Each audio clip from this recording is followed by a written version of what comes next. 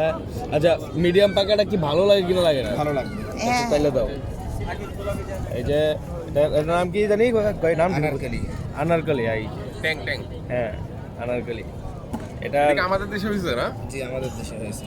পাহাড়ি জিনিস একটা কয়েকটা মশলা মিক্স করা হবে এটার মধ্যে এখন ঝাল লবণ টক ঝাল মিষ্টি বানাবো। হ্যাঁ টক ঝাল মিষ্টি ঝাল অবশ্যই কেমন? জাল মিডিয়াম, হালকা মিডিয়াম। হ্যাঁ মিডিয়াম সব মিডিয়াম দেন।